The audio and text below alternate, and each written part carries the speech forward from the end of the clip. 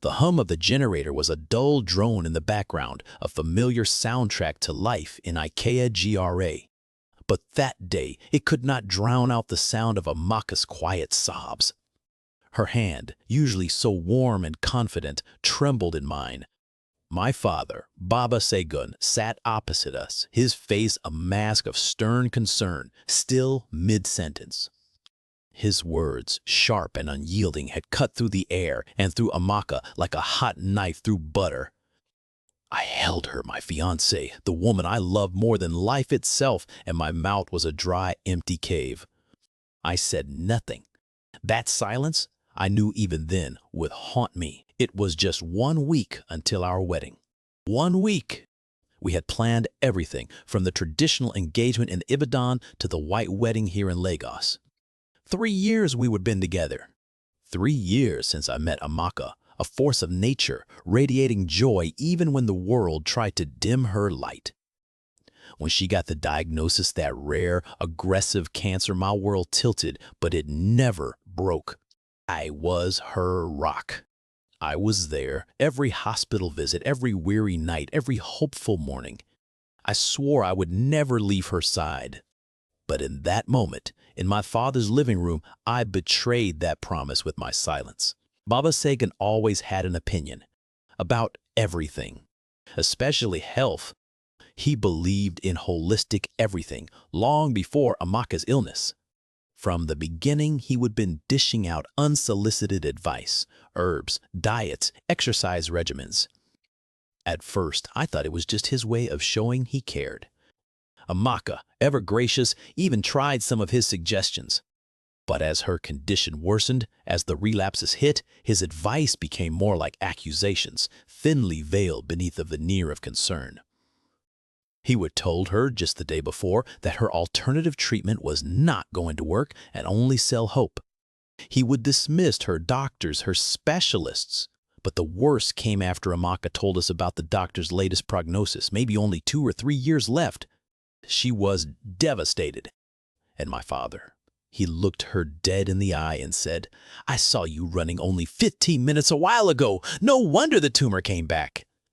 My blood ran cold. Amaka tried to defend herself, explaining her biking, swimming, her constant effort to stay active. But he cut her off.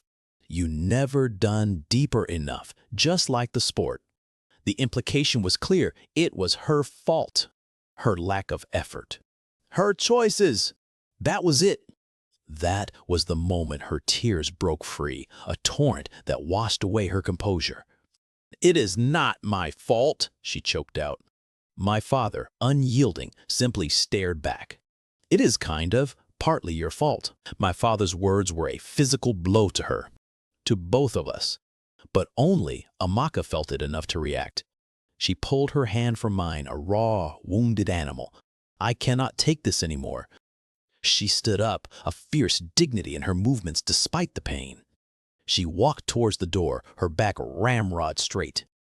"If you leave now," my father called after her, his voice booming, "if you do not stay and let me explain, our relationship is over, and I will not come to your wedding." The threat hung heavy.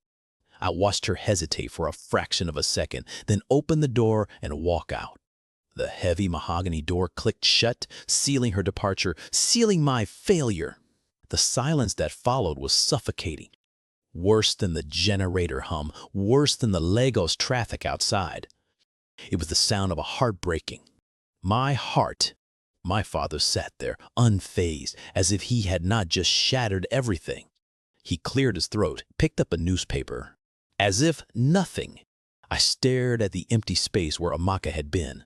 My Amaka. My love. How could I have sat there, a dummy, a coward, while the man who raised me tore apart the woman I was meant to spend forever with? My hand still felt the imprint of her trembling fingers. My inaction felt like a betrayal deeper than any spoken word. 1 week. Just 7 days until our wedding day. The invitations were out, the caterers booked, the venue in Victoria Island ready. Now, everything felt tainted. Every joyful plan, every excited thought was overshadowed by the image of Amaka's tear-streaked face and my own shameful silence. I loved my father, I truly did. I respected him. But this was a line he had crossed and I had let him. I could not shake the fear, the nagging thought. If I could not stand up for her then, what kind of husband would I be? Would I eventually become like him, cold and unyielding, watching her suffer? Or worse, would she not live long enough for me to prove otherwise? I had to fix this, not just for our wedding, but for Amaka, for us. My father's anger, his pronouncements, they paled in comparison to the agony I had inflicted on Amaka by my inaction. I stood up, the decision firm in my chest. I called a bolt ride, the driver saying he was stuck in Surrey traffic but would get to Ikeja GRA as fast as he could.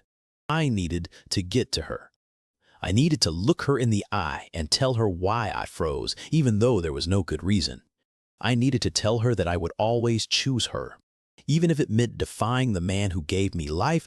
The bolt finally pulled up to Amaka's gate in Lekki Phase 1, the evening air thick with the smell of exhaust and distant suya. My heart pounded against my ribs. I knocked on her door, the sound echoing in the quiet estate. When she opened it, her eyes were redrimmed, but there was a flicker of surprise, maybe even hope, when she saw me. I looked at her, truly looked at her, and the words came, stumbling but true. Amaka, I am so sorry. My silence was inexcusable. I was a coward. I love you, and I will never let anyone hurt you like that again, not even my father. The wedding was still uncertain, our future a cloudy path. But for the first time since that terrible afternoon, I felt a fragile hope bloom in my chest. I had to fight for us, for the love we shared, for the life we deserved. At this time, I would not be silent.